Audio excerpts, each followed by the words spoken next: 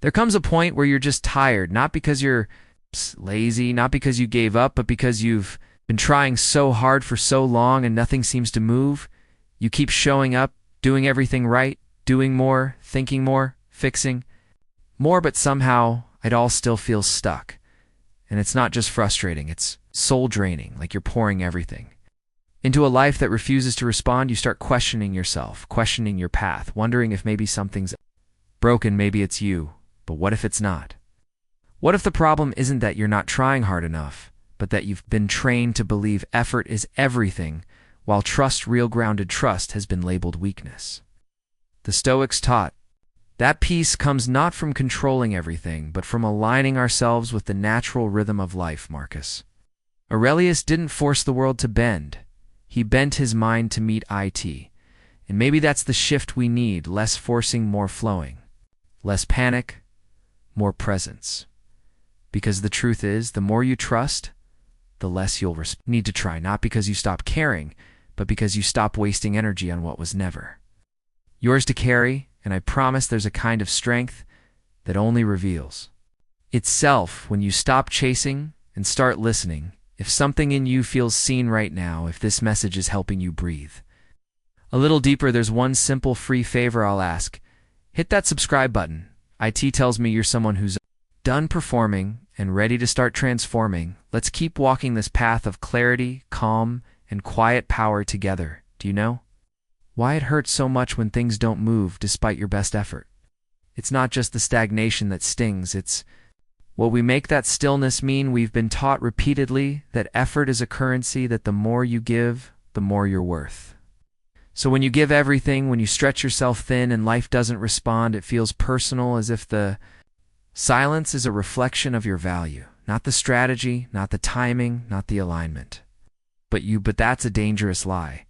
One many of us swallowed early without question, because somewhere along the way, we confused motion with meaning, as if staying busy could protect us from disappointment. But what if the issue was never your discipline, your hustle, or your sacrifice? What if the real problem is that you've been conditioned to trust only in what you can control? Carl Jung once said, "Until you make the unconscious conscious, it will direct your life, and you will call it fate." And this is what we do. We unconsciously grip every task, every deadline, every relationship, believing that if we can just try hard enough, nothing will fall apart. How to tighten, to perform, to cling. Trust, by contrast, is a letting go, and letting go is terrifying. And control has become your comfort. But here's what No teaches us. Trust isn't passive. It's not ASHRUG or A. Surrender. Trust is active. It requires clarity. It requires courage. It asks you to step back, to breathe deeper, to say, "I don't know how this will work out, but I not longer need to force it to." That's not weakness. That's a strength most people never touch. Socrates believed that the unexamined life is not worth living. And if you take a hard look at your patterns, the urgency, the over-explanation, the chronic exhaustion, you might realize you've been living inside a loop that tells you your worth is only as good as your output, that unless you're tired, you haven't tried hard enough. But exhaustion isn't a badge of honor. It's often a sign that you're leaking energy into everything you're not meant to carry. An effort without alignment becomes suffering. You can be sprinting at full speed and still be lost. That's why trust matters, because trust puts you back on the path, not by speeding things up, but by reconnecting you to what matters. Aristotle once said, "Knowing yourself is the beginning of all wisdom." And the truth is, trust starts with knowing who you are when there's nothing to prove. Who are you without the striving? Without the need to constantly earn your place? Who are you when you're not micromanaging every outcome? Most people never find out, because silence feels uncomfortable, space feels threatening, stillness feels like failure. But stillness is where the recalibration happens. That's where insight lives. Plato taught that a life without balance is a life without harmony. And balance doesn't come from doing more, it comes from doing less, but with greater intention. When you stop living on autopilot, when you stop forcing things just to feel safe, you start to notice something else. Life begins to speak in quiet nudges, in unexpected peace, in the moments you didn't plan but somehow feel right. That's trust. And the more you lean into it, the more you realize you were never meant to chase everything. You were meant to recognize what's already yours. There's power in releasing what doesn't respond to your presence. There's clarity in walking away from the things that only survive on your anxiety. And note, it won't always be easy. You'll be tempted to go back, to fix, to prove, to push, but each time you choose stillness over panic, you reclaim your energy. Each time you choose clarity over chaos, you return to yourself. This is the real work, not grinding yourself into dust for temporary progress, but learning to trust that what's aligned doesn't need to be forced. That when you stop measuring your worth in productivity, something else shows up: peace. Not the peace that comes from nothing happening, but the peace that comes from knowing you no nitrogen monoxide longer need to force life into shape. You are shaping it, and that in itself is the beginning of a very different kind of power. Most people think trust means waiting around doing nothing, like sitting on the sidelines hoping life will toss you a bone. But real trust, it's not passive, it's power in motion. It's not the absence of action, it's the presence of alignment. A quiet kind of strength that doesn't shout or scramble. Trust is a way of moving through life without needing to wrestle it into shape, without constantly bracing for impact or chasing what already belongs to you. You don't need to force people to stay that version of love, the one that makes you shrink yourself just to be chosen.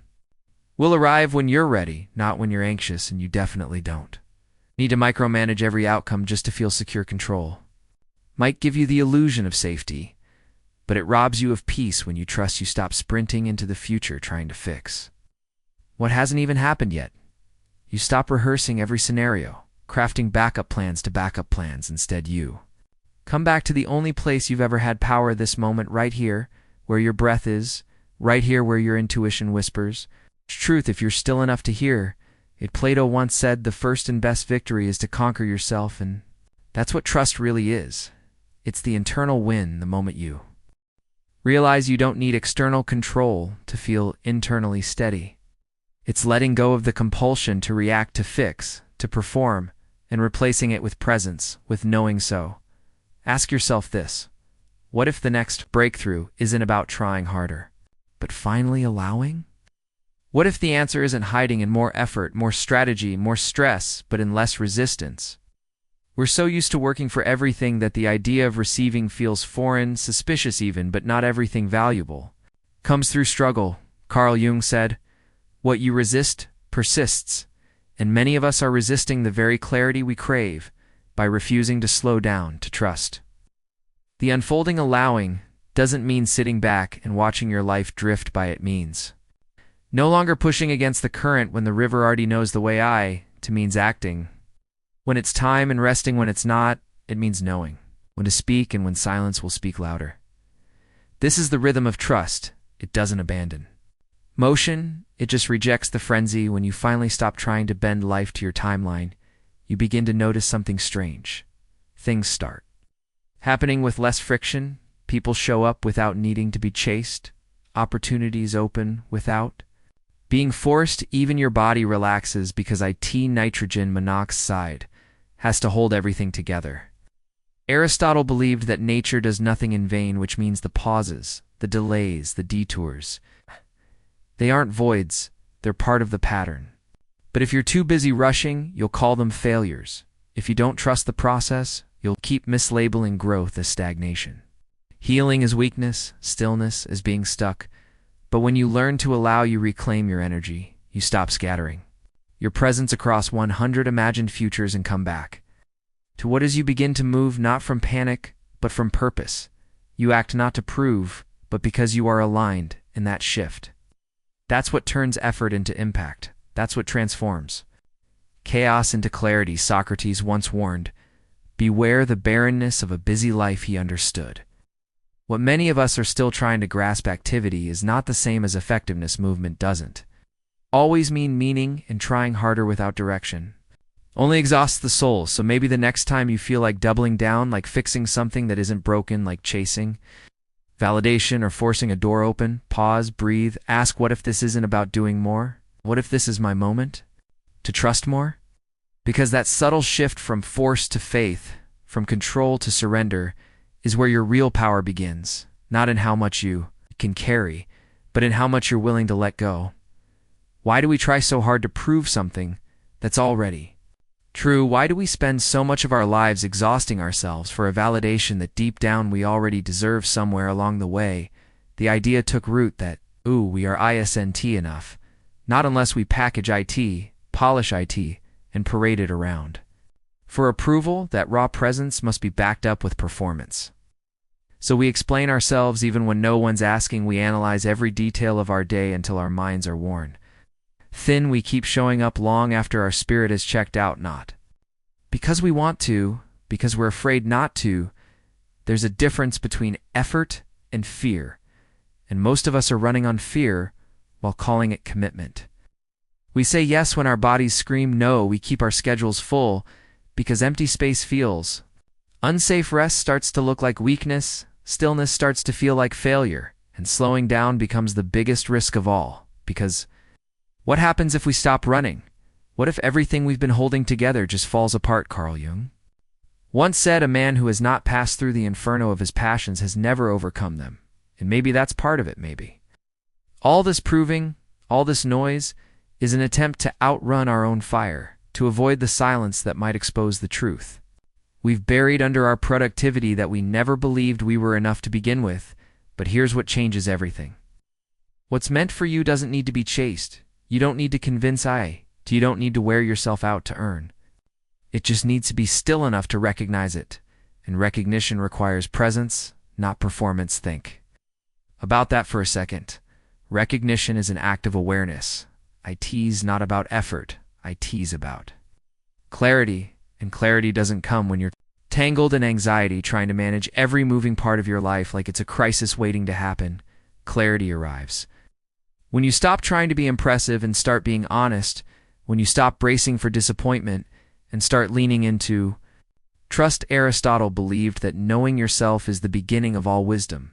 And yet, how can we truly know ourselves when we're constantly bending to meet expectations that aren't even ours, when we're so busy becoming what we think we need to be? We forget what we actually are. This is the trap, mistaking fear for discipline, effort for worth, movement for progress. But there's a moment, subtle and quiet, where something shifts. You start to see the difference between what you've been chasing and what's been quietly waiting for you to slow down, not to stop, but to become aware, to notice the signs, to recognize the alignment. And you can't do that when you're stuck in the cycle of proving. Plato once said, the beginning is the most important part of the work, but beginning again, beginning from truth instead of fear, that requires more courage than all the chasing in the world, because now the work isn't about earning something outside of you, it's about reclaiming what was already inside. And here's the hard part. You will be tempted to go back to explain yourself, to try a little harder, to be a little louder. But each time you choose stillness over desperation, each time you say no from self-respect instead of yes from fear, you reclaim something vital. Your alignment. Socrates said, to find yourself, think for yourself, and thinking for yourself, feeling for yourself, living for yourself. That's what trust makes possible. Not just trust in life, but trust in your own enoughness. Trust that you're not falling behind. Trust that rest doesn't mean you've quit. Trust that what's real will always know how to find you without the theatrics, without the burnout, without the chase. Because the moment you stop trying to prove you're worthy is the moment you realize you already are. Trying is noisy. IT clutters the mind, fills the calendar, and floods the nervous system with urgency. IT's a constant hum in the background, always reaching, always adjusting, always proving. You can feel IT in your shoulders and your jaw, in that restless part of your mind that refuses to settle. It's the inner narrative whispering that unless you're fixing something, you're falling behind. Trying demands attention. It wants to be seen. It wants results. It operates from a place of lack, because if you truly felt whole, would you be pushing this hard to fill? The silence. Trust, on the other hand, is quiet. It doesn't need an audience. It doesn't need a finish line to feel fulfilled. Trust just is. It lives in the subtle and the pause between thoughts and the exhale. After a long day, in the decision not to force what doesn't feel right. Trust isn't passive. It's presence. It's the ability to hold stillness without interpreting it as failure. And ironically, the moment you stop grasping, the very things you were chasing start to arrive, not because you went after them harder, but because you finally became still enough to receive. Carl Jung once wrote, "What you resist not only persists, but will grow in size." So much of what we label as effort is actually resistance in disguise, resistance to uncertainty, resistance to slowing down, resistance to not knowing. But that resistance, however dressed up as ambition, creates tension, and tension blocks clarity. It blinds you to what's already unfolding right in front of you. Think about it, how many poor choices have come from that fear of waiting. Too long, how many jobs, relationships, conversations, or commitments have you leaped into just to escape the discomfort of patience? And how often did you end up right back in chaos, telling yourself it was progress, when deep down it was just motion? Silence scares people, not because it's dangerous, but because it reveals all the internal noise we've been avoiding with productivity.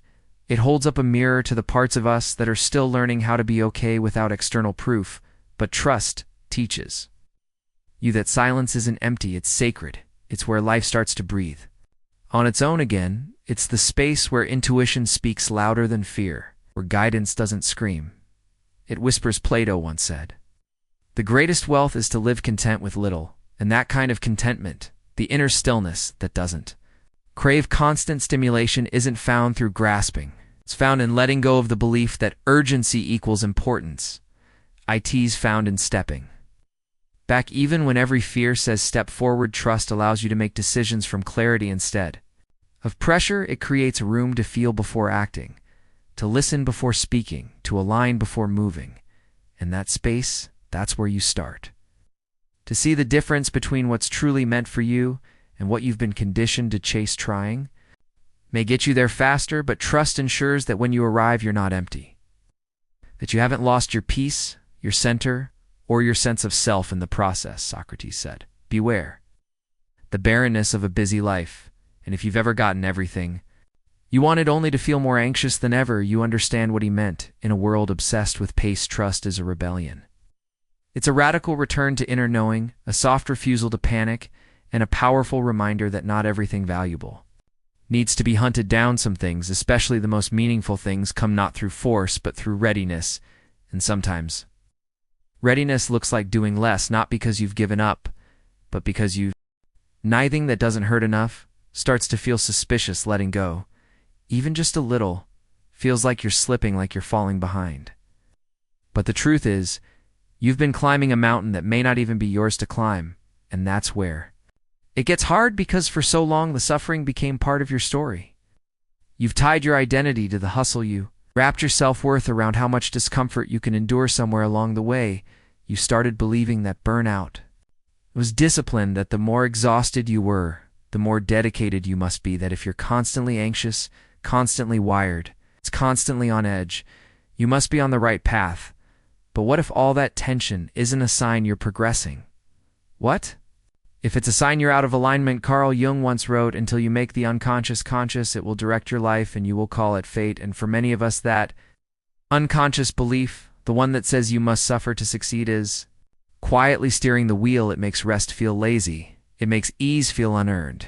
It convinces you that unless you're proving something, you're not enough. But here's a different thought. What if the life you want doesn't live in effort? What if it lives in alignment? What if it's not about grinding until you collapse, but about choosing what resonates with who you are deeply and truly, without needing to force it into place? That shift from effort to alignment is subtle, but it changes everything.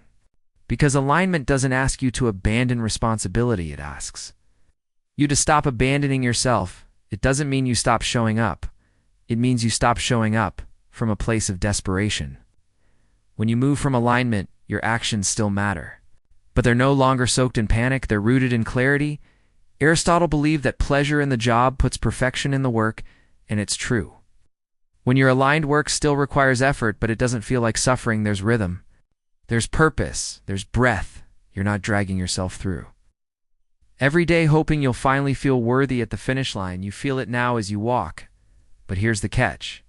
Letting go of the suffering means letting go of the story that made you feel valuable through it, and that can feel like losing yourself, because who are you if you're not proving something. Who are you without the pressure? You're someone who's beginning again, not from lack, but from wisdom. Someone who finally understands that peace isn't the absence of effort, the absence of self-betrayal, someone who's realized that your body wasn't made to be at war with itself, that your mind wasn't meant to live in a constant state of fight or flight, that your spirit wasn't born to survive every day. It was born to live. Socrates once said, "The secret of change is to focus all of your energy not on fighting the old, but on building the new." That's what alignment offers. Not a rejection of growth, but a redirection. Away from punishment and toward possibility, you begin to build not from fear, but from faith. Not because you're trying to escape something, but because you're finally moving towards something real. Letting go will still feel wrong some days. You'll still feel the urge to overdo, overthink, overcompensate, but with time, trust becomes easier. Your nervous system softens, your inner dialogue becomes kinder. Stop confusing chaos with progress, and what once felt unfamiliar ease, rest flow starts to feel like home. And when that happens, the world around you starts to shift too, not because you've pushed harder, but because you've stopped pushing at all the wrong things and started listening to the right ones. You weren't made to clench your jaw. Through every decision, that tightness in your chest, the tension in your shoulders, it's not a badge of honor. It's a sign you've been carrying life too rigidly, too fearfully. Somewhere along the line, you learn that pressure means progress, that if something doesn't feel heavy, it must not be working, but that kind of thinking turns life into a constant emergency. You begin walking on edge, not out of passion, but out of survival, and that's not what you were. It's built for, you weren't designed to. Be in a perpetual state of bracing. You weren't meant to second-guess your every step, hoping that anxiety could somehow predict the future. There's another way, one most people forget exists, where decisions don't rise from panic, but from presence. A way of moving that begins with grounded clarity, not the fear of being left behind. Plato said, "Better a little which is well done than a great deal imperfectly." But we live in a world that rewards speed, not depth. We rush because we think stillness is risky, that if we're not leaping, we're falling behind. But the truth is, some of the worst decisions are made when we're just trying to escape the quiet. We run not because the path is clear, but because the stillness makes us uncomfortable. Stillness, though, isn't absence, it's information. It's where the deeper answers live. When you stop scrambling to force the next step, you start to feel when something genuinely calls you forward. It's not out of desperation, not out of fear, but from something far more powerful. Alignment, Carl Jung once observed, your vision will become clear only when you can look into your own heart.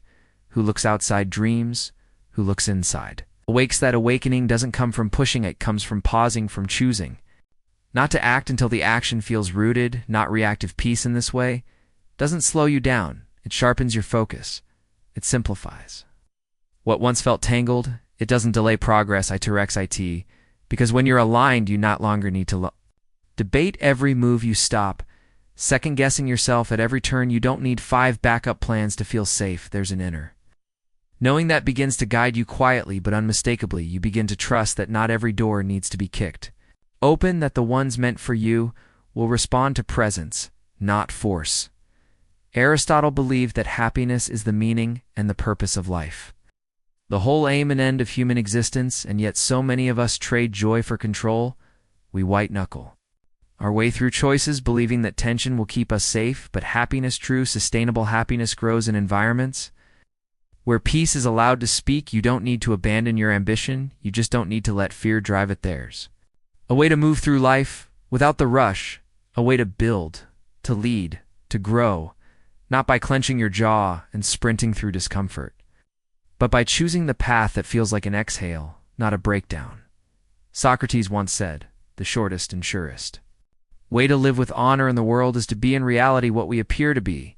Alignment is that reality.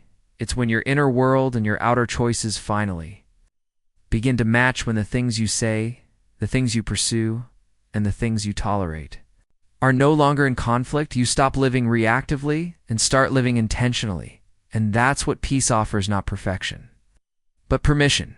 Permission to slow down. Permission to slow down. permission to stop running just because the world expects you to, because in the stillness, something deeper wakes up the part of you that knows exactly where to go next without it. The panic without the pressure, and that part of you that's the one that leads to everything real. You don't need to fight your way into a room that wasn't meant for you. You don't have to exhaust yourself trying to prove that you belong somewhere you were never meant to stay. That kind of striving doesn't lead to belonging, it leads to burnout. And maybe you've felt it, the subtle ache of trying to fit into a space that requires you to shrink, to perform, to explain your worth rather than embody. You don't need to convince life to notice you. You were never invisible to the things truly aligned with you. You don't need to wave your arms, raise your voice, or overcompensate. Just to be seen, the more you try to prove, the more disconnected you become from your own center. Because at some point, trying to be enough begins to pull you away from the part of you that already is. Just stop resisting your own flow, that quiet inner rhythm that's always been there beneath the noise. It's not always fast, it's not always loud, but it's always honest. And when you let yourself follow it, something strange begins to happen. People start showing up differently, not because you demanded it, but because you changed the energy in the room simply by being rooted. By being real. Carl Jung once said, "The privilege of a lifetime is to become who you truly are when you stop resisting. Who you are when you stop fighting for spaces that ask you to abandon yourself." Something shifts. Opportunities don't feel like tests anymore. They feel like invitations. Conversations feel less like transactions and more like connections. You begin to speak not to impress, but to relate. And in that space, people feel you, not just hear you, feel you, not because you pushed, not because you were louder or quicker or sharper, but because your presence made space for something genuine. You stopped trying to control the narrative and instead started living the truth. And truth has a way of attracting what's real when you no longer know. To be chosen, you start choosing with discernment and you stop settling for things that vibrate beneath your value. That's the kind of power trust brings. Not loud, not dramatic. IT doesn't need to dominate a room to be felt. IT doesn't need applause to feel valid. It's the quiet confidence of someone who knows that alignment will always do more than performance.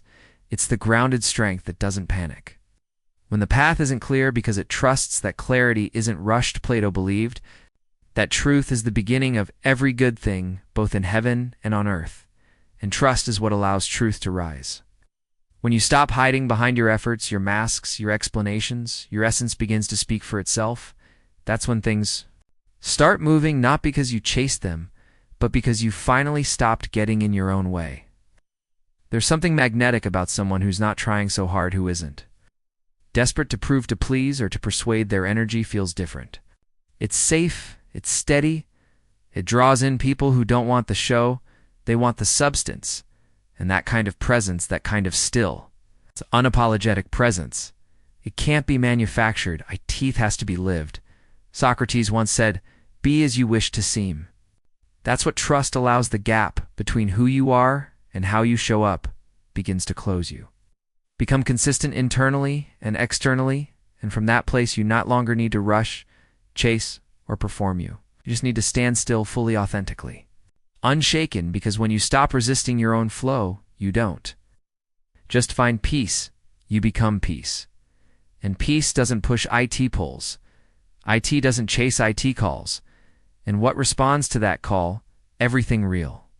Everything meant, everything lasting. So, how do you start trusting when all you the known is control, when your first instinct is to overthink, to plan 10 steps ahead, to step in and fix before anything even goes wrong? Letting go of that pattern doesn't happen overnight. It starts in small, quiet ways, like pausing before you react, not jumping to answer every email, fix every situation, or explain yourself. Just to keep the peace. That pause is powerful. It creates space, and in that space, something begins to shift. You begin to say no without guilt, not because you're trying to be difficult, but because you're finally listening to yourself. You stop bending your boundaries to make others more comfortable. You stop saying yes just to avoid feeling guilty. You begin to trust that your needs matter too, and that saying no doesn't make you selfish. It makes you honest. And then there's the stillness. The silence that used to make you uneasy, maybe even scared at first. You want to fill it with noise, with motion, with anything. That feels productive, but you don't. You stay with it. You breathe into it. And instead of fearing the silence, you begin to hear. Something in it, your own voice.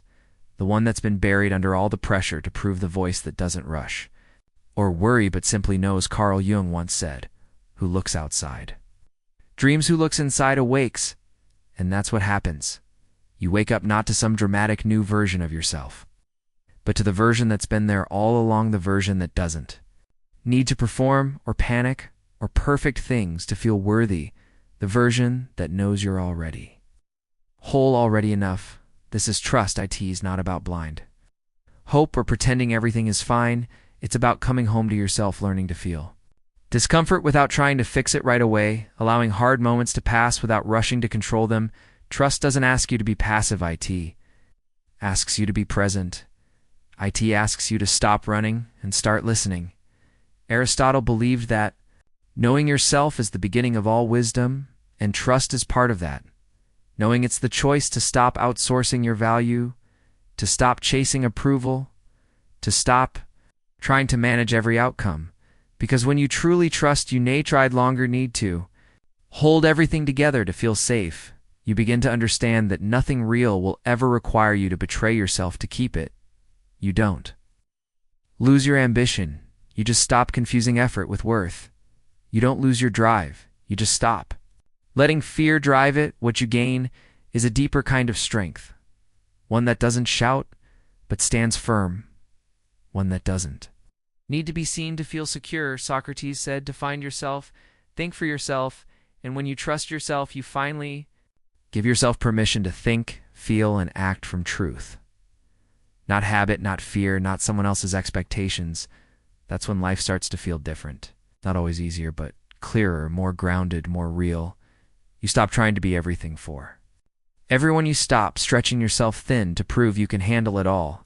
And in that stopping, in that stillness, you remember who you are, not the version molded by pressure, but the one shaped by peace, the one that doesn't need to earn love or success or belonging, because you already belong, you already are, and that's what trust brings you back to.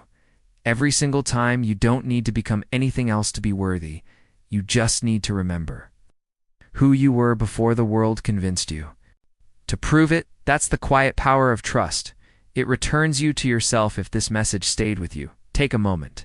Let's watch one of the videos on your screen now. It's there for a reason. Something in IT might be exactly what you need next. Thank you for being part of Stoic Journal. Your presence here means more than you know. Until next time, stay steady, stay grounded, and remember, peace isn't something you chase, it's something you come home to.